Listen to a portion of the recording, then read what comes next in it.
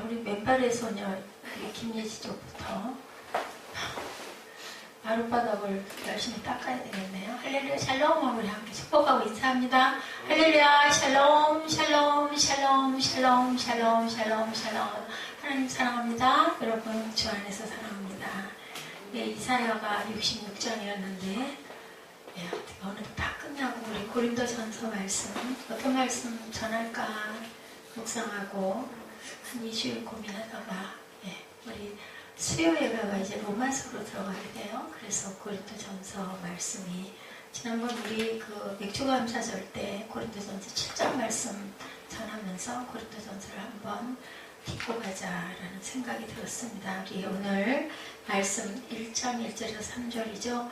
하나님의 뜻을 따라 부르심을 받은, 저는 그냥 이런 제목으로 여러분과 함께 은혜를 나누고자 합니다.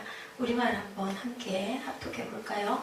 하나님의 뜻을 따라 그리스도 예수의 사도로 부르심을 받은 바울과 형제 소스테네는 고린도에 있는 하나님의 교회 곧 그리스도 예수 안에서 거룩하여지. 왜 안 읽으세요? 안 읽으니까 읽는 사람도 목소리가 점점 들어가잖아요. 2절 고린도에 있는 하나님의 교회 곧 그리스도 예수 안에서 거룩하여지고 성도라 부르심을 받은 자들과 또 벅차에서 우리의 주 곧 그들과 우리의 주 대신 예수 그리스도의 이름을 부르는 모든 자들에게 하나님 우리 아버지와 주 예수 그리스도로부터 은혜와 평강이 있기를 원하노라. 바울 사도는 늘 인사할 때 이렇게 인사해요. 그죠? 은혜와 평강이. 그리고 또 1절에 보면 그리스도 예수의 사도로 부르심을 받은 바울. 항상 그리스도인이 된다는 진정한 의미가 뭘까 우리를 한번 생각하면서 바울 사도도 이런 약간의 뭐라 그러죠? 그것을 약간 우리 자격지심이라고 그러나요? 약간의 그런 자신이 예수님의 12제자 속에 속하지 못하였다라는 그런 부분에 조금은 항상 마음의 그 불편함을 가지고 스스로 늘 그렇게 얘기하죠. 예, 사도라 부르심을 받은 항상 이렇게 얘기합니다. 바울이다. 이제 보니 고린도전서는 고린도에 있는 교회들에게 하는 말씀이에요. 그죠? 자, 그리스도인이 된다는 진정한 의미가 뭘까? 아까 우리 이윤영 집사님 대표기도하는 소리도 들어봤지만은 항상 우리는 뭐하고 나누고 섬기고 그리고 영상에서도 봤듯이 혼자 먹고 혼자 좋아하고 혼자 바라보는 것보다는 함께, 그죠? 교회는 그래서 우리 한자리에 다 바쁜 중에도 또 수요일날, 금요일날, 또 토요일날도 교회 자꾸 모이죠. 사도 바울이 고린도에 복음을 들고 들어갔을 때 많은 사람들이 예수를 믿고 그리고 고백을 하고 성도들이 되었다고 합니다. 이들은 그리스도인이 되어서 자신의 삶의 방식을 바꾸기보다는 자신들의 살던 세상의 방식을 가지고 교회에 들어온 게 문제였다. 내가 느끼고 깨닫고 예수 믿고 나니까 이게 아니었네. 나 혼자만 잘 먹고 잘 살려고 하는 게 아니고 내가 미워했던 사람도 용서해야 되네. 왜냐하면 하나님이 우리를 용서하셨으니까. 또 예수님이 아무 죄도 없이 오셔가지고 우리 내 죄를 위해서 십자가에 못 박혀 돌아가셨으니까 나도 용서해야 되겠는데 그게 아니라 자신들이 살고 있던 방식을 교회 안으로 가지고 들어온 게 고린도 교회의 문제가 되었다라는 얘기를 하고 있습니다. 고린도는요, 사도 바울이 1년 6개월을 머물면서 복음을 전한 곳이었고, 그런데 불행하게도 그가 떠난 지 얼마 되지 않아 들리는 소식은 고린도 교회 사정이 엄청나게 나빠졌다. 이방의 세력들, 사단들, 그런 사단의 나쁜 영들이 들어왔다. 왜 고린도 교회에 이렇게 비윤리적이고 부도덕한 문제들이 발생되었을까? 근데 그것이 누구의 문제라고요? 바로 우리 교회의 문제이기도 하다. 우리 모든 사람들의 문제이기도 하다. 자, 우리가 계속해서 배우게 될 내용이지만 변질된 복음이 바로 문제였다. 이걸 우리 요즘에 뭐라고 얘기해요? 이단이라고 그러죠? 이단 사상이다. 그래서 이단들이 가장 좋은 이름을 가지고 있어서 하나님의 교회 하면은 하나님 교회 맞잖아요. 우리 교회도. 그래서 제가 저 밖에 위에다가 하나님의 교회하고 썼다는 걸 고쳤어요. 왜냐하면 요즘에 그 이단 안산교회가 하나님의 교회라는 명칭을 가지고 갔다고 합니다. 그래서 하나님의 교회가 오해받기가 딱 맞는데 하나님의 교회 맞는데 그래서 명칭을 잘 쓰지를 못해요. 십자가 사건 속에 나타난 하나님의 지혜와 마음이 아닌 세상의 지혜와 세상의 방법으로 삭발려고 했다라는 거예요. 막말로 얘기해서 머리로 교회를 나가서도 세상을 살려고 했다. 생각으로 세상을 걸어가려고 했다라는 게 문제다. 하나님을 믿는 건 믿는 거고 세상의 논리는 논리고, 그저 예배는 하나님의 하늘에 계시니까 일주일에 한 번 가서 그저 도리로 예배 드리는 거고, 세상 살아가면서는 내가 지혜롭게 살아가야지. 근데 지금도 우리도 자칫 그렇게 생각하기가 쉽다. 아니 뭐 예배는 예배고 생활은 생활이지. 근데 그렇게 예수를 믿어서는 온전한 구원을 이룰 수 없다라는 거죠. 전에 한번 홍혜선 전도사 그 영상 우리 잠깐 봤었잖아요. 예, 종말이 온다. 뭐 얼른들 피해라. 얼른들 떠나라. 뭐 아이들을 다 외국으로 보내라. 뭐 이런 얘기들이 있어서 굉장히 그게 이슈가 됐었는데, 그런데 그 예언을 한다는 그 전도사 얘기를 듣고 또 다들 두려워하고 겁내고 막 그 아이들을 좀 구원해달라고 막 1,000만 원씩 없는 형편에도 막 그렇게 보내서, 근데 그것을 이렇게 보냄을 받았다라는 얘기를 하면서 이거 가지고는 10명밖에 구제하지 못한다. 뭐 이런 얘기를 해서, 그러면 너무너무 부족하다. 더 내라. 뭐 이런 식이었다라는 비판을 많이 받기도 했습니다. 하나님의 때는 누구만 아셔요? 하나님밖에 아시지 못하죠. 그렇기 때문에 잘못된 것도 이 나라를 떠나서 되겠어요. 나라를 지키고 가야 되겠죠. 예수님도 그 자리를 떠나지 말고 기도하라고 그랬는데 그것만 봐도 성경적이지 않다는 것을 우리가 알아야 되는데, 우리는 때로는 가끔은 그렇게 좀 뭔가 신비스러운 어떤 얘기를 하는 어떤 모습, 어떤 말, 이런 것에 우리가 현혹이 될 수가 있는데, 중요한 것은 항상 하나님의 말씀이 중심이 돼야 된다. 그래서 보면 교회 갔었던 자리에 제가 참 마음이 안타까운 게, 제가 이전하려고 했던 그 자리에 철학관이 들어와가지고, 물론 그 십자가는 그대로 있더라고요. 위에 그 옥탑을 돈 드니까 뜯어내리지는 못했는데, 커다랗게 시뻘건 글씨로 벽에다가 무슨 철학관하고 큼지막하게 아주 엄청 크게 써서 붙여놨어요. 그쪽을 제가 또 거의 일주일에 한 번씩 거기를 가잖아요. 거기를 통과해서. 그러다 보니까 내가 거기 들어가서 교회를 이어서 갔어야 되는 것인데, 여기는 아마 또 교회가 들어왔을 것 같아요. 그런데 제가 그 자리를 안 가서 저기가 철학관이 된 게 아닌가 하는 마음에 그런 그 부담이 좀 옵니다. 자, 돈도 많지 않은 사람들이 이렇게 막 돈을 보내면서 그것을 도우려고 하는 이런 그 상황, 우리는 그것을 과연 어떻게 생각해야 될까? 바울 사도도 끊임없이 이렇게 예수 그리스도의 십자가의 고난과 부활에 대해서 계속 얘기합니다. 왜냐하면 돈과 명예의 문제에 항상 직결되어 있는 우리의 삶이 있기 때문에. 그래서 바울이 고백하죠. 오라 나는 공고한 자로다.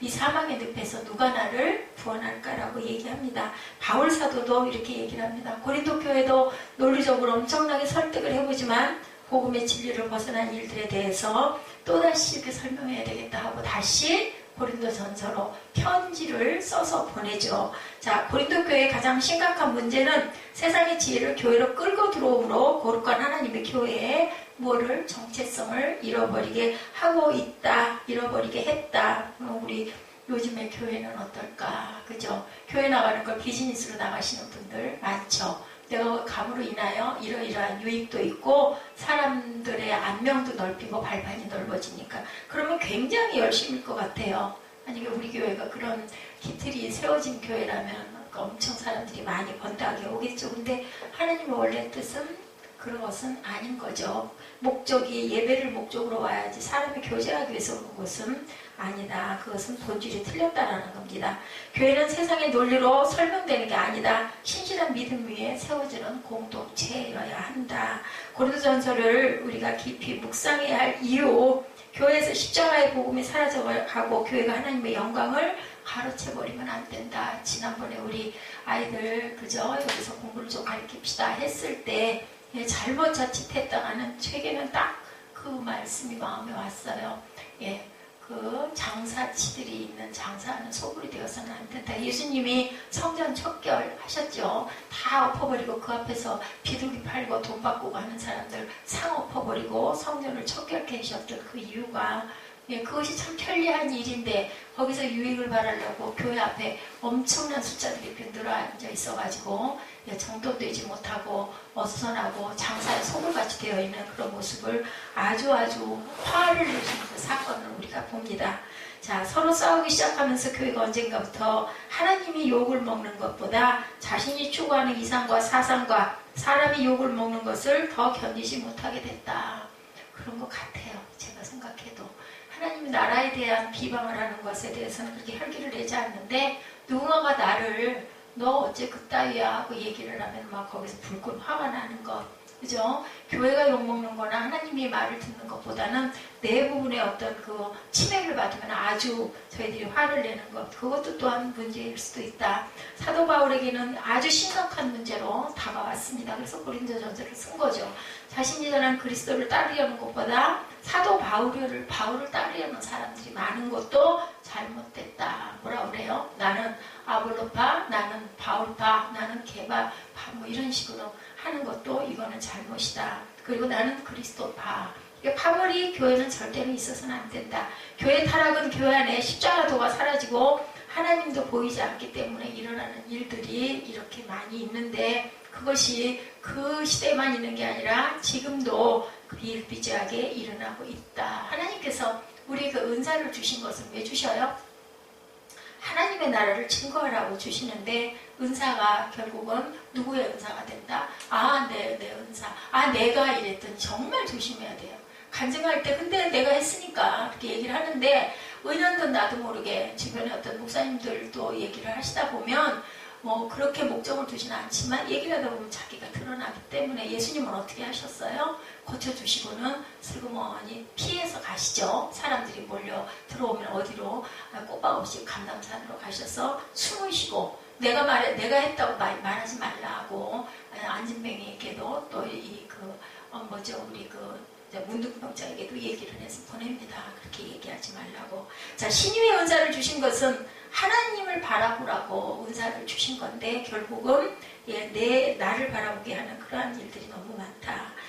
국민일보에 광고가 난 부분입니다. 집회 참석해서 기도받고 나온 사람들의 리스트가 쭉 등장되어 있는 부분이 그 국민일보에 나왔어요.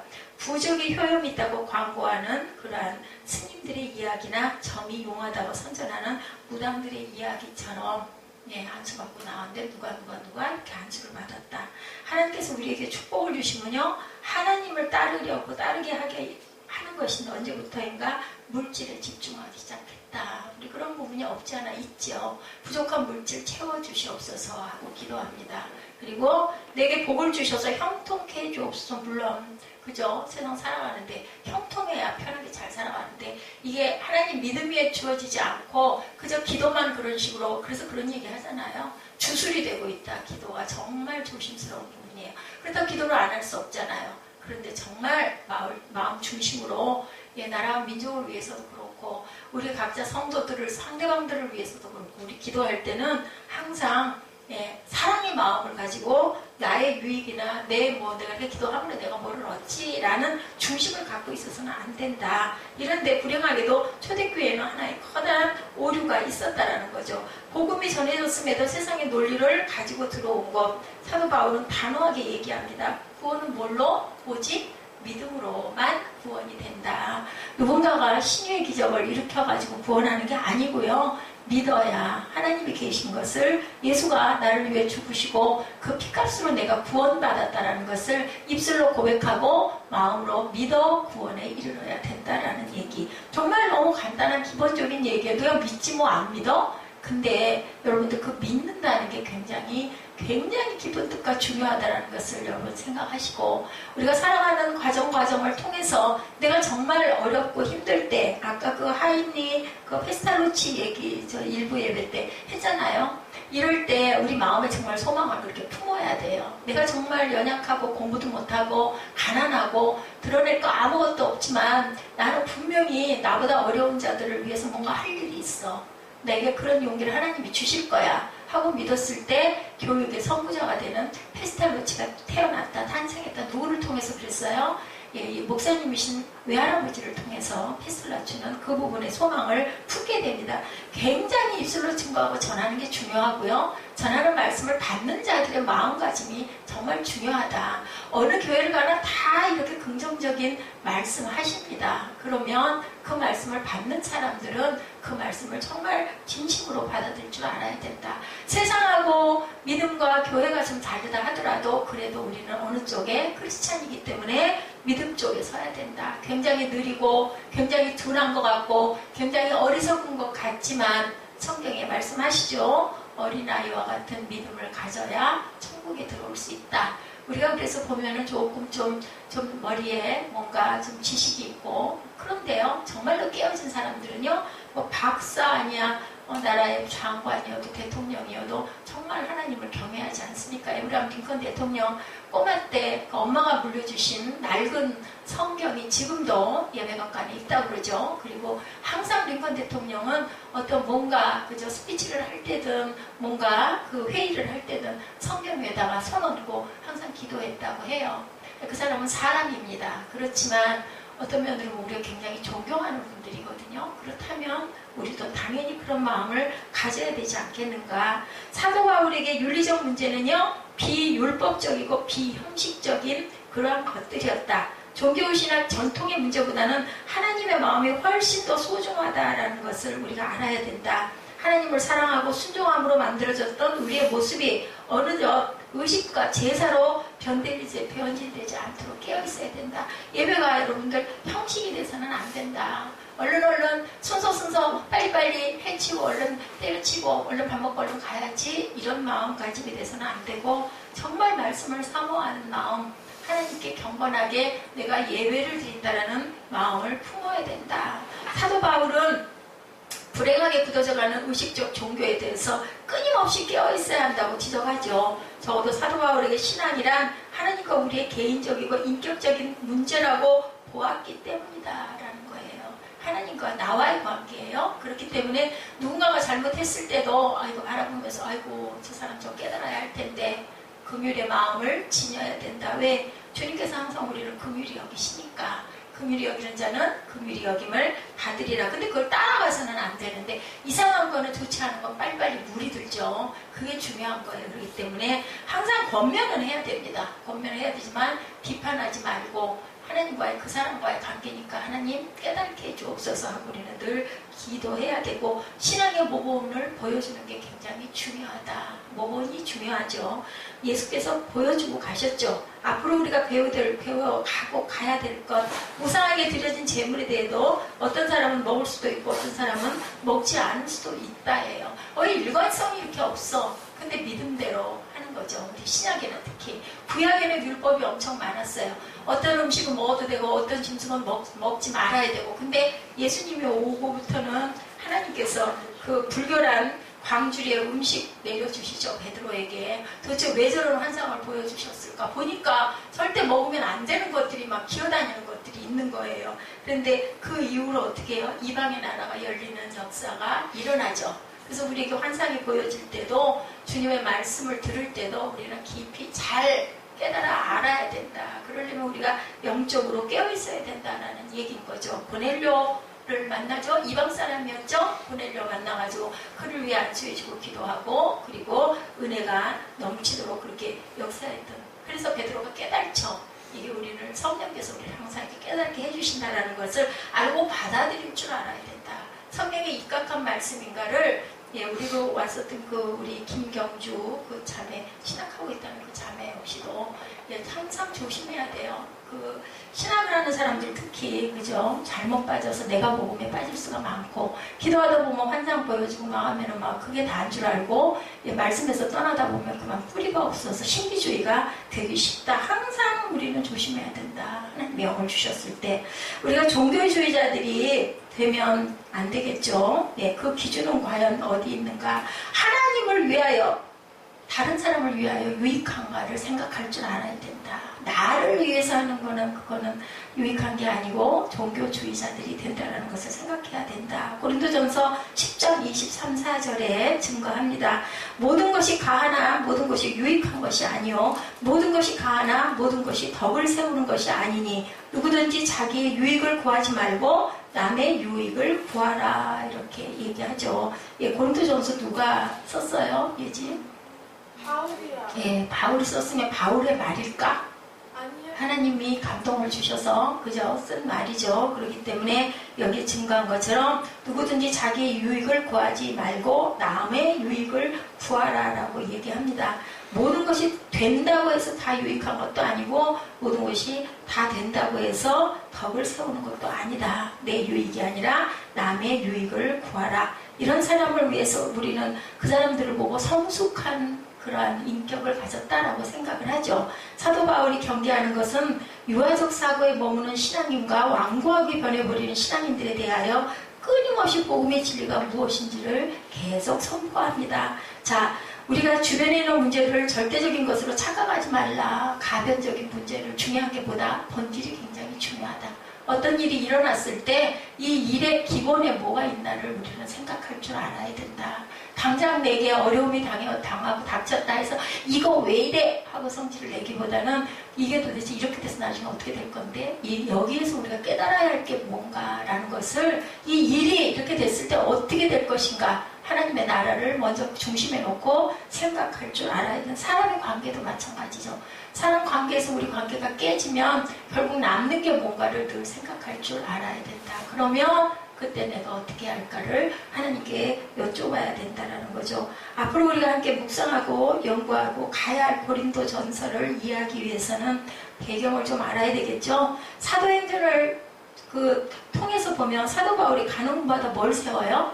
예, 우리 사도행전은 지난번에 우리 수요 예배에서 강의를 했습니다. 교회 세워가는 얘기, 누가 주인이 돼서 바울 사도가 그죠? 그래서 뭐 그때 그 시대의 지구를 4바퀴 이상 돌았다라고 할 정도로 다니는 곳곳마다 하나님의 나라 교회를 세우죠. 그런데 유독 실패한 곳이 아덴이에요. 아덴은 지금의 아테네, 거기는 아주 철학의 도시, 문학의 도시, 아주 굉장히 문물이 발달됐던 도시였었는데 그곳에서 사도 바울은 자신의 철학적 지식을 가지고 변론하고 이방인을 설득시키려다가 그만 실패를 해버립니다. 뭘로 했어요? 자기 지식을 전하려고 하다가, 자기 철학을 전하려고 하다가 그곳에서 깨져요. 그리고 돌아오죠. 실패를 경험한 후 사도 바울은 정말 의기소침했어요. 그래서 고린도에 가게 되고 그곳에서 1년 6개월 동안 머무는 동안 고린도 교회를 세우게 됐다. 사도행전 18장 1절에 그 후에 바울이 아덴을 떠나 고린도에 이르러라고 이렇게 나와 있어요. 그곳에서 사도 바울은 십자가의 복음이 무엇인지를 자신의 뭘로 철학으로가 아니라 간증과 함께 전해요. 그래서 거기서 교회가 서게 되죠. 이것만 봐도 우리는 내 지식과 내 경험으로 어떤 철학을 누구에게 전해가지고 그 사람들을 전도하고 증거하려고 해서는 안 된다. 오직 뭘로? 복음으로 하나님의 나라를 증거해야 된다라는 거죠. 예, 그런데 사도 바울이 고린도를 떠나고 나서 금방 내부적 갈등, 아까 초기에 제가 여러분들에게 말씀드린 것처럼 예, 하나님의 나라에 내가 들어온 게 아니라 세상을 가지고 내가 하나님의 나라에 들어갔기 때문에 많은 이단 그 사건들이 일어난다는 거죠. 복음이 무엇인지를 다시 한번 설명해야 되겠다. 잘못된 이들을 질책하기보다는 어떻게 해요? 격려하고 초대교회에 있었던 문제들을 짚어나갑니다. 예수님께서도 세 번 부인한 베드로에게 와가지고 뭐를 주셨다고요? 예, 떡과 그저 생선을 주시죠. 이런 것처럼 야단을 치는 게 중요한 게 아니라 예, 쓰다듬어주고 덮어주고 다독거려주고 그리고 필요한 것들을 채워줄 줄 알아야 된다. 그래서 교회는 어떤 교회가 돼야 된다? 주는 교회가 돼야 된다. 교회에서는 먹을 것도 주고 말씀도 주고 섬겨주고 그죠? 다독여주고 위로해주고 같이 기도해주고 그런 것이 교회가 됐을 때 주는데 싫다는 사람 없잖아요. 주면은 올 수밖에 없습니다. 그래서 줄 줄 알아야 된다. 가진 게 없죠. 교회가 가난하고. 그렇지만 우리가 힘을 앞에서 모이면 누구 한 사람 왔을 때 따뜻하게 싸줄 수 있죠. 필요한 것들을 공급해 줄 수도 있고 이런 마음을 가진 한 마음이 돼야 된다는 거죠. 고린도전서를 우리가 묵상하고 가면서 교회에서 발생하는 문제들에 대해서 우리가 좀 돌아보고 우리 교회는 과연 이 기준에서 어떠한가를 한번 생각해보고 갑니다. 1절에 사도로 부르심을 받은 바울이, 이 부분은 사도 바울이 끝까지 자신을 변호해야 하는 문제를 안고 있죠. 아까도 얘기했지만 사도성에 굉장히 이 사람은 약점을 갖고 있습니다. 그가 복음을 전하기 위해서 그의 신분을 보장받아야 되겠는데, 사도로 나는 부르심을 받았는데 그것을 다른 사람들이 확실하게 알아줬으면 좋겠는데 증거할 방법이 없는 거예요. 나는 부르심을 받았는데 어디서? 다메섹상에서 부르심 받았죠? 네가 핍박하는 나는 예수라. 그러고 나서 눈이 그저 멀게 되고 그 눈이 아나니아를 통해서 떠지면서 다시 빛을 보게 되면서 새로운 사람, 사울이 바울의 이름이 같은 이름이긴 하지만 헬라식 그저 그 이름이기는 하지만은 옛날에 그 이름 사울로 있을 때 예수를 핍박하던 이름이 아니라, 자 이제는 정말 내가 예수를 위해서 내 인생, 내 생명을 드리는 그러한 바울이 되었다. 아람어가 이제는 헬라어가 된 거죠. 게다가 그는 스데반을 죽일 때 어디에? 현장에 있었어요. 그죠? 예수 믿는 자들을 잡아 죽이려고 다메섹으로 가던 중에서 예수를 만납니다. 이것은 아주 정말 절대절명의 순간에 누가 역사를 해요. 이 사람이 그대로 놔둬서는 안 되겠다 하고 하나님께서 역사하시는 기적적인 상황이 펼쳐지고 만남이 이루어집니다. 신분 보장은 우리가 하나님의 일꾼으로 사용되어 있어서 아주 중요한 역할을 한다. 그러기 위해서 우리가 훈련을 받고 갑니다. 전도사가 되고 신학을 하고 전도사가 되고 목사가 되는 것, 신분 보장, 하나님께 도장을 받기 위해서. 근데 그보다 중요한 것은 전도사 신학을 공부해서 전도사 안수를 받고 목사 안수를 받는 게 중요한 게 아니라 하나님과의 나와의 관계에서 하나님이 내게 나를 부르셨나, 이게 굉장히 중요한데 그거를 뭘로 증명하겠느냐는 거예요. 바울이 증명할 길이 없다 보니까 항상 앞말미에 사도로 부르심을 받은 나 바울은 하고 항상 얘기를 한다는 거죠. 어떤 교회 목사님이 자신은 도대체 하나님이 부르셨는지 안 부르셨는지, 불행인지 다행인지, 아버지가 목사님이셔가지고 아버지가 담임 목사님이셔가지고 후임 목사님이 돼가지고 그 밑에서 아버지 밑에서 조금 있을 때 너무너무 힘이 들었대요. 너무너무 힘이 들어서 내가 도대체 부르셨는지 안 부르셨는지, 예배보다는 도박을 더 좋아하고, 그리고 사람들하고 노는 걸 더 좋아하고, 승마 타러 다니기를 좋아하고, 아마 여유가 꽤 있었던가 봐요. 그럼 그 찾기에 굉장히 능해가지고 그렇게 하고 다녔다고 그러더라고요. 그런데 어느 순간인가 하나님의 임재를 느끼고 나서부터는 정말 내가 이제는 이 교회 담임이 되는구나 라는 생각을 하게 되고, 말씀 전하는 게 너무나 마음에 감동으로 기쁨으로 왔다라는 그런 간증을 하시는 그 내용을 제가 봤습니다. 맞아요. 이게 바로 하나님께서 우리에게 도장 찍어주시는 사도성. 여러분들이 혹시 내가 신학을 하고 있는데 내가 이 길 가는 게 맞아 틀려, 도대체 나 부르신 것 같지도 않은데 이게 뭐야? 이럴 때는 내가 이 신학을 하고 내가 말씀을 전하거나 아이들을 가르치는 게 반사님들 같은 경우에 내가 기쁜가 안 기쁜가, 어떤 뭔가 막 열정이 일어나나 안 일어나, 이런 거 생각을 해보면 아마 알 거예요. 하나님께서 내게 주신 달란트가, 나는 이거 손으로 만드는 게 굉장히 좋은데 이게 나보고 가라고 내게 주신 달란트일까? 라는 것도 정말 내가 그게 기쁠까? 우리 예지처럼 모르던데 버스도 안 타던 애가 상암인가요? 거기 합정역에서 내려서 어디로 가고 막 그런 거 하기 너 되게 힘들었겠어. 내가 물어봤더니 아니에요, 기뻤어요. 그렇죠. 물론 호기심도 있었을 거고 많은 사람들과 같이 섞이는 것도 있겠지만 거기서 그 작업을 하는 그 여러 주일 동안 너무너무 싫어 그게. 그러면 거기 한두 번 가고 나면 나 안 갈래 소리가 나올 건데 거기를 끊임없이 시간을 꽂고 얼마나 피곤해요. 다른 때 같으면 그냥 일어나라고 깨워도 안 일어날 텐데 막 일찍 일어나가지고 꽃단장하고 가려고 준비하고 하는 거는 거기에 소망이 있기 때문이나 마찬가지인 거죠. 자, 사도 바울의 회심을 믿지 않으려고 할 때 바나바가 사울을 예루살렘으로 데리고 가서 거기에서 막 그 변론해주죠. 이 사람이 이제 바뀌었다, 변화됐다. 항상 그 사람이 아닌 거예요. 그전에는 정말 예수를 믿는 사람들을 잡으러 다니는 아주 나쁜 사람이었지만 깨달지 못해서였었고, 이제는 회심했다. 바나바가 결정적인 역할을 해주죠. 그래서 사도 바울이 은혜를 받았다고, 그런데 그때 금방 사도가 된 것이 아니라는 거죠. 그리고 나면 오랜 검증의 기간이 있어야 된다. 요즘에 그런 얘기 있죠.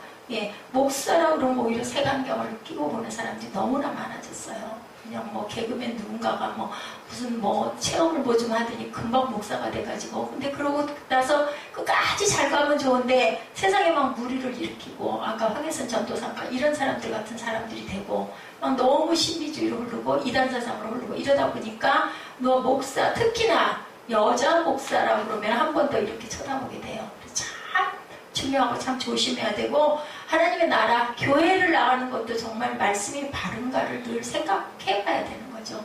아니 기껏 예배 열심히 나가고 5년 10년씩 섬겼더니 뿌리가 잘못되면 우리는 다 쓰고거든요. 그렇기 때문에 우리가 항상 말씀에 온전한 말씀인지 바른 말씀인지 그것을 우리가 볼 줄 알아야 된다. 바울 사도도 이렇게 하나님의 부르심과 기적을 체험했지만 그것을 너무나 무슨 짓을 했기 때문에 너무 악한 짓을 많이 하다 보니까 사람들이 사울 그 사람 아니야? 저 사람을 어떻게 해? 막 이런 얘기들이 너무나 많이 돌았던 거죠. 그래서 항상 뭐예요? 심은 대로 거둔다. 저는 그렇게 생각을 합니다. 그래서 우리가 살아가는 길들이 항상 어린 날부터 그래서 모태신앙인들이 그런 부분에 오해가 없는 게, 그죠?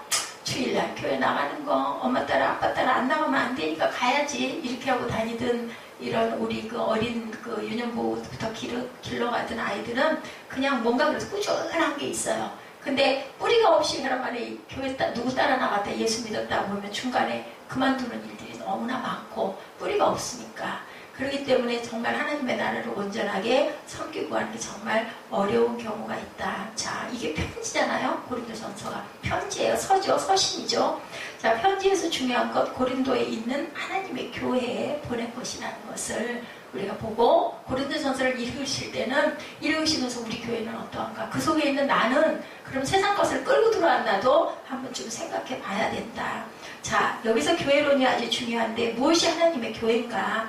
예수 안에서 거룩하여지고 성도라 부르심을 입은 자들의 공동체다. 예수 그리스도의 이름으로 부르는 모든 사람의 공동체라는 거죠. 사도 바울이 고린도에 있는 교인들을 생각했을 때는 어떤 지파적이거나 교리적인 개체교회를 이야기하는 것이 아니고 좀 더 큰 교회의 개념을 이해하고 있다는 사실을 주목해야 된다.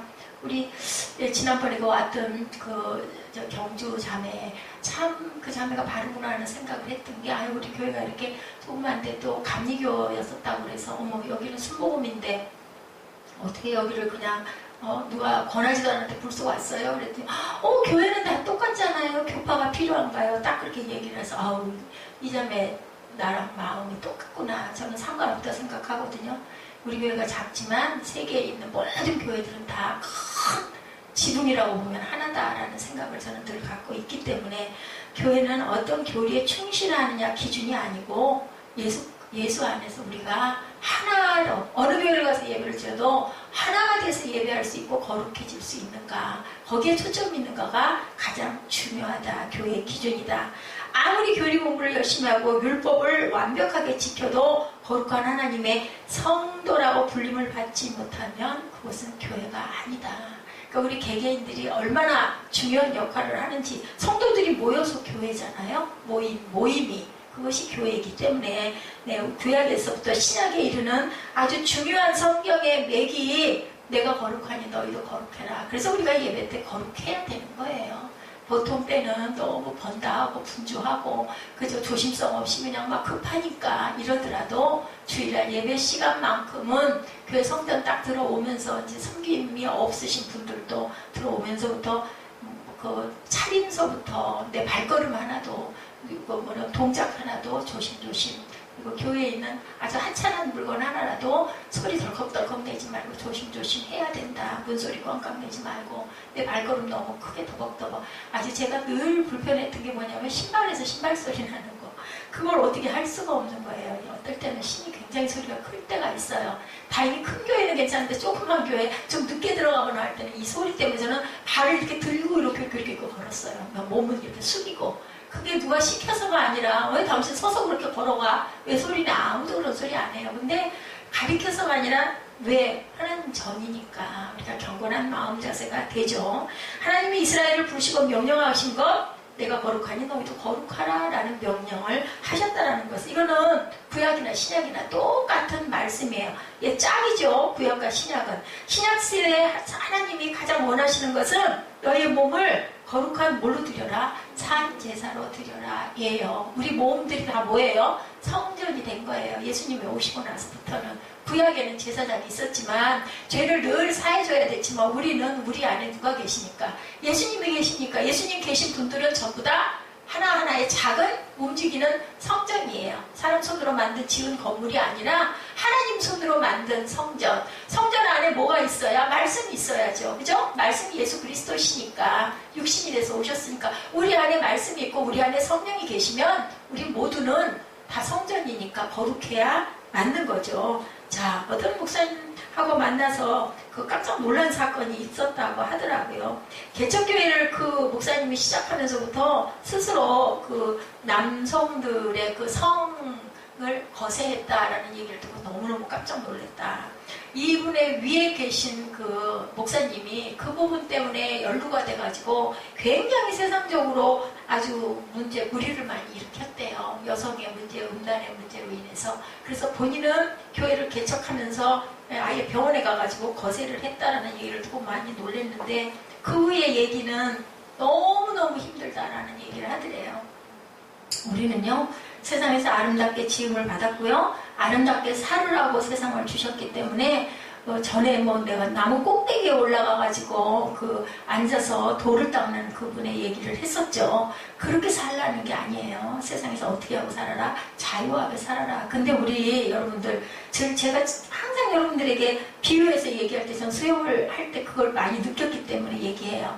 수영할 때 물에 안 뜨잖아요, 처음에. 그런데 물에 뜨는 연습 굉장히 많이 하죠. 엄청 힘들어요. 자꾸 가라앉으니까. 그래 발차기 먼저 가르치죠. 나중에 물에 뜨게 되면, 나중에 그 물을 정복하게 되면 얼마나, 수영하는 게 얼마나 기분이 좋아지. 물속에 들어가면 너무 시원하고 너무 좋거든요. 정신이 바짝 나고. 똑같아요. 예배도 우리가 그 하나님의 말씀 안에 내가 빠져들게 되면, 거기에 딱 젖어들게 되면, 그렇게 되면은 예배가 막 힘들고 고용스럽고 막 시간이 안 가, 시간 자꾸 들여다보고, 아니면 어느새 말씀 듣다 보니까 그냥 끝나는 시간 됐네. 찬양을 내가 잘 못해도 듣다 보니까 어느새 찬양이 다 끝났네. 이렇게 돼야 된다. 제가 우리 아들한테 항상 그 얘기를 해요.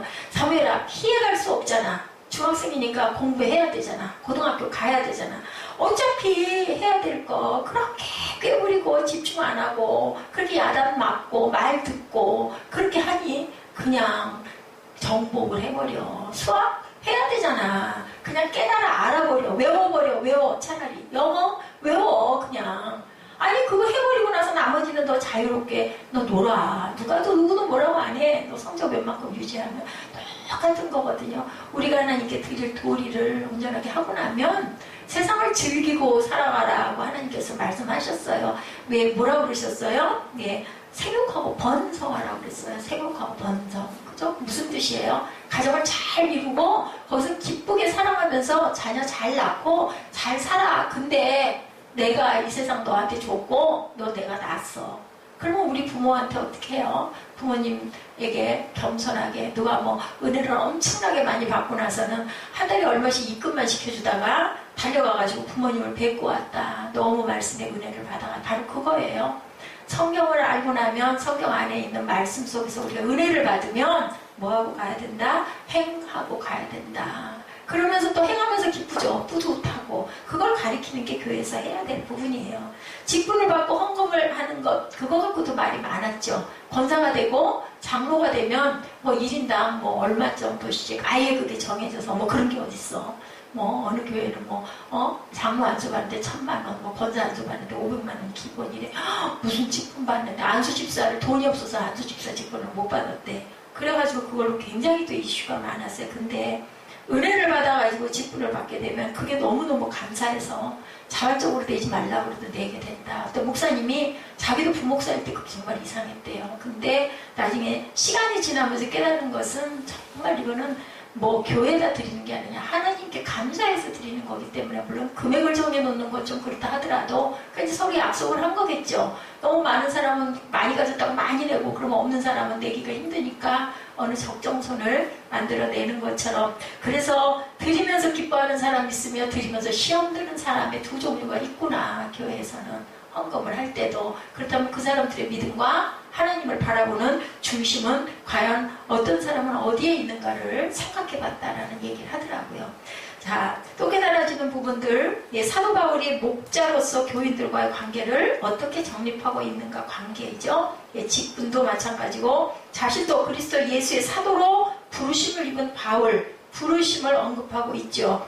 고린도의 교회를 가리켜 부르심을 입은 자들이라고 설명하고 있어요. 중요한 것은 사도 바울의 신학이 여기서 나오는데요. 은혜의 관점이 없다면 어떤 관계도 형성되지 않는다. 고린도전서에는 은혜라는 표현이 너무너무 많이 나오고 부르심이라는 주관적인 행위가 나오는데 부르심을 뭘로? 은혜로 부르심을 받아야 된다. 억지로가 아니라 요즘에는 목회자들이 굉장히 뜨잖아요. 그렇기 때문에 나 신학 가가지고 목사 될 거야. 개척 하나만 잘하면 이거는 아니다라는 거죠. 하나님께서 주권적으로 사도 바울을 부른 것처럼 소명을 받은 사람들은 하나님께서 온전하게 부르셨느냐. 근데 부름을 받고 나서도 버림을 받는 자들도 많다. 어떻게 할 때? 교만할 때, 내가 드러날 때 버림받죠.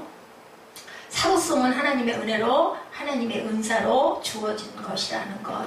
자, 어떤 그 목회자 얘기를 제가 아까 했어요. 부르심의 은혜를 고백하는 순간부터 내가 이게 사명이구나. 내가 해야 될 부분이 여기에 있구나. 나는 그러면 이 교회를 어떻게 섬기고 가야 할 것인가 라는 것을 깨달았다. 그때부터 나에게 카리스마가 주어졌다. 영적인 어떤 뭐라 그래야 되나 강한 어떤 카리스마가 드러나고 사람들에게 영향을 끼치게 되었다는 것을 느꼈다. 이게 바로 부르심이고 이게 바로 은사고 이게 바로 하나님이 내게 주신 특권이라는 생각을 하셨다. 그래서 그분은 교회를 지어서 교회 꼭대기층에다가 자기 그 사택을 가지고 계시대요. 7층인가 꼭대기에. 사람들이 다 그 얘기한대요. 그 교회 위에 그렇게 집 사택 갖고 있으면 불편하지 않냐고. 뭐가 불편하냐. 근데 이분은 아주 자유롭게 사시는 분이에요. 그래가지고 어디 수련회 가는데 선글라스 끼고 반바지를 입고 나갔더니 사람들이 경악을 했다. 보니까 다들 정장 차림으로 저 목사님들이 나왔는데 이 담임 목사님은 반바지 차림으로 선글라스 끼고 나가니까 깜짝 놀랐다. 근데 가장 중요한 게 마음바탕이 중요하지 않은가. 근데 예배 자리에 나갈 때 물론 그런 차림은 안 되겠죠. 수련회를 가니까 자기는 이렇게 자유하게 산다. 누가 수영장 가가지고 누구를 만나면 막 인사들을 그렇게 해대고 어느 곳에 식당에 가가지고 음식 먹다 보면은 또 사람들이 자기를 바라보는 게 있어도 자기는 거리낌이 없다. 이런 자유함. 하나님 말씀에 아까 얘기한 것대로 어떤 음식은 먹어도 되고 어떤 음식은 먹지 말아야 되는 게 그게 아니고 내 입장에서 이것을 먹어도 되는가 안 먹어도 되는가 하나님과 나와의 관계가 가장 중요하다라는 것. 영적으로 우리가 깨어 있어야 된다라는 얘기를 하죠. 성도라는 말은 헬라어로 하기오스라는 뜻을 갖고 있는데요. 이 말은 거룩하다는 하기오에서 파생된 말이고 성도란 하나님께서 우리를 거룩하게 구별하셨다라는 말이다. 그러니까 저와 여러분은요. 거룩하게 구별된 사람들이라는 것. 그럼 어디에서? 세상에서 구별될 줄 알아야 된다.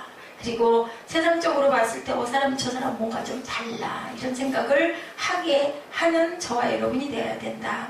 자, 신앙생활은 비슷하게 흉내를 내는 게 아니라 부르심에 합당한 삶을 살아가는 것이다. 자, 새벽에 성경책을 들고 호텔 로비에 서 있던 어떤 목사님이 벼랑간에 권사님 한 분이 다가오셔가지고 목사님 제 차에 타세요. 그래가지고는 나 데리러 왔나 보다 하고 차를 탔대요. 가다 보니까 길이 이상하더라는 거죠. 그래서 제 길로 가고 있습니까? 라고 얘기를 했더니 예, 바로 저 앞에가 교회예요. 근데 교회 앞에 도착해 보니까 자신의 교회가 아니더라는 거죠. 이렇게 비슷하다고 꼭 성도일 수 없는 것 우리가 깊이 생각할 줄 알아야 된다. 분명히 그 교회 목사님일 거야 하고 누군가가 모시고 왔는데 다행히 목사님은 목사님이었어요. 근데 그 목사님이 그 교회 새벽예배 인도하러 가는 목사님은 아니었다. 그래서 어떤 목사님이 쓰시는 우리 서로 사랑하자에 나오는 이야기에 어느 섬마을학교에 선생님이 부임해 가셨대요. 아주 난감한 것이 섬마을 아이들이 너무너무 욕을 많이 해가지고 이 도대체 욕을 어떻게, 그러니까 말이 전부 욕이더래요. 근데 이걸 도대체 어떻게 고칠까 생각을 했대요. 그래서 딱지를 10장씩 나눠줬대요, 아이들에게. 그러면서 욕을 하면 딱지를 뺏겠다. 욕 한 번 할 때마다 딱지 한 장씩. 그리고 욕하는 아이들에게서 딱지, 욕을 안 하고 욕하는 아이들에게서 딱지를 한 장씩 봐했던 아이들에게는 내가 그 딱지를 너한테 줄게 라고 이제 아마 이런 그 상보를 주신 것 같아요. 그래서 많이 뺏은 아이는 상을 주고 욕을 해서 딱지를 뺏긴 아이는 벌을 주겠다. 회초리를 때려주겠다. 한 달 뒤에 검사를 하겠다. 학생 중에 선생님을 아주 좋아하는 아이가 하나 있었대요. 선생님이 매우 좋아서 선생님 말씀들을 하고 싶은데 욕을 안 할 방법이 없는 거예요. 너무 욕이 익숙해져가지고 욕을 입에 나올 때마다 입을 틀어막아 보지만 나도 모르게 욕을 하고 나면 친구가 여지없이 너 욕했지? 딱지 내놔. 그래가지고 그 딱지를 다 뺏겼다고 합니다. 결국 10장을 다 뺏기고 선생님이 숙제 검사를 하는데 어떤 아이는 딱지를 40장이나 가지고 있는 아이들이 있는 거예요. 그 욕하는 거 숫자마다 다 뺏어가지고. 근데 이 학생, 이 선생님을 너무 좋아서 사모했던 이 학생은 딱지를 다 뺏기고 교무실로 와. 그리고 너 나랑 약속했지? 돌아서 내가 10대를 네가 딱지 뺏긴 숫자만큼 너를 종아리를 때릴 거야 라고 벌 주겠다라는 건 너 알지? 뒤돌아서 얘기를 했대요. 뒤돌아섰어요. 세대를 맞았는데 선생님이 얼마나 무섭게 회초리질을 했는지 세대 맞고는 죽을 것 같더래. 그래가지고 딱 돌아서가지고 선생님 나 죽을 것 같아요. 그만 때리세요. 매를 붙잡는데 붙잡는 순간 보니까 선생님이 막 울고 계시는 거예요. 막 눈에서 눈물을 쏟으시면서 내가 이 자식 너를 믿었는데 네가 어떻게 그럴 수가 있어? 그 소리를 듣고는 다시 돌아서 선생님 때려주세요 했대요. 7대를 맞았는데 하나도 안 아프더랬죠. 그러고는 교회 책상에 돌아와서 자기 자리에 돌아와서 엎드려가지고 엉엉 울었대요. 울고 나서 결심했다 그래요. 나는 커서 저 선생님처럼 될 거야. 이 결심을 했다고 합니다. 학생이 욕한 것 때문에 너무 괴로워하면서 오시는 선생님의 얼굴이 아이를 바꾼 거예요. 중요한 것, 우리가 어떤 모습으로 서서 가고 있느냐가 중요하죠. 그 선발 아이가 바로 크리스찬 치유상담연구원 원장이신 정태기 목사님 여러분들 아시죠? 방송이 많이 나오죠. 이분이 또한 누구죠? 섬마을에서 전도하셨던 그 전도사님 제자이기도 했다고 그러죠. 이분이 그때 그 사건 이후로 자신이 욕한 것 때문에 우는 선생님의 얼굴이 아이의 인생을 바꾼다면 여러분들 내 안에 오셔서 내가 죄를 지을 때마다 아파하시는 주님을 정말 바라보고 산다면 우리 인생이 안 바뀔 수 없잖아요. 그죠? 우리 안에 계시는 주님. 예수님은 우리를 위해서 십자가에서 죽으신 분이에요. 겟세마네 동산에서 그렇게 통곡하시다가 십자가에서 죽으신 주님은 우리가 죄 지을 때마다 통해하신다. 제가 지난번에 십자가 지고 가는 얘기했죠. 마가가 꿈을 꿨는데 자꾸 예수님이 비틀비틀 그 십자가를 무겁게 지고 가셔서 쫓아가가지고 왜 그렇게 무겁게 십자가 지고 가세요? 저를 주세요. 그랬더니 네 십자가나 제대로 져라 보니까 자기 십자가 저기 떨어뜨려 놓고 예수님 거 져주겠다고 쫓아갔다고 그러죠. 가서 자기 십자가 지고 쫓아오니까 예수님이 걸어가시고 계신데 하나도 힘이 들어 보이지 않아서 예수님 어째서 아까 그렇게 힘들게 가시더니 지금은 그렇게 편안하세요? 그랬더니 네가 지금 안 지고 왔던 그 십자가가 바로 내 십자가다. 네가 네 십자가를 감당함으로 내가 이렇게 가벼워졌구나라는 얘기를 하셨다라는 것. 하나님이 여러분들을 부르시지 않았다면요, 여러분들 이곳에 앉아 계실 이유 없으세요. 그럼 부르셨다라면 내가 너를 성전으로 삼았다라고 말씀하시죠. 네 안에 성전으로 내가 있다라고 말씀하세요. 여러분 안에 성전을 온전히 거룩하게 잘 그죠? 만들어 가셔서 그 욕하는 아이가 그 선생님이 너무 좋아서 욕을 많이 하다가 회초리를 맞다가 아픔 때문에 돌아봤더니 그 눈에서 비오듯 쏟아지는 눈물을 바라보고 나도 저 선생님 같이 될 거야 하는 그 결심. 예수님께서 우리 안에서 항상 우리에게 말씀하시죠. 주일이니까 주일 지켜라. 가서 예배 잘 드려라. 그래서 여러분들 이 자리에 오셨을 것 같아요. 사도 바울이 편지를 쓴 것은 이거 1장 1절에서 3절까지 우리 함께 말씀 나누고 부르심의 뜻이 어떤 것인가를 여러분들에게 전달했는데요. 모든 사람들에게 쓴 것이 아니라 하나님의 교회에 편지를 한 거예요. 너희들에게 부르심의 사명이 뭐냐? 너희들 부르심대로 가고 있느냐라고 물어보고 계세요. 네 어떤 목적 달성?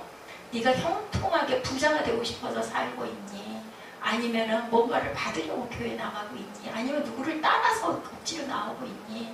여러분들 개개인에게 물어보시는 성령의 음성을 바로 들으시고 부르심의 내 그릇이 과연 내가 할 수 있는 것. 아까 우리 일부 예배 때 어린 아이가 누구에게인가 너무너무 공부를 못하는 그 아이가 할아버지 목사님의 말씀을 듣고 누구에게가 귀한 영향을 끼치는 그런 사람이 돼야 되겠다 해서 그 학교에서 지진이 일어났을 때 막 소동이 일어나고 막 아이들이 다치고 우왕좌왕 난리를 칠 때 아이들을 정연하게 길을 다 질서를 만들어서 대피시켰던 그 피스탈로치처럼 나도 뭔가 할 수 있잖아요. 내가 나 잘 살기 위해서가 아니라 교회를 위해서, 공동체를 위해서 나는 내가 어떤 몫을 할 수 있을까? 정말 전심으로, 억지로가 아니라 누구 때문이 아니라 그렇게 살아가시는, 그렇게 거룩해지시는 저와 여러분들이 되실 때, 그런 공동체가 될 때 우리가 함께 말씀을 묵상하면서 나아갈 때 하나님께서 이 교회를 온전하게 기쁘게 바라보시고 예배를 기쁘게 받으실 줄로 믿습니다. 오늘 고린도전서 1강 첫 번째 강의 여러분들과 주께 가까이 가는 저희들의 마음, 부르신 곳에서 우리가 어떻게 하고 가야 될 것인가, 그 말씀에 대해서 은혜를 나눴습니다. 부르심의 그 자리를 감사하시고 부르신 그 자리에서 오늘 내가 이 순간 어떤 그릇인가를 생각해 보시는 저와 여러분 되시기를 주님의 이름으로 축복합니다. 우리 찬양하시고 결단하는 시간 갖죠.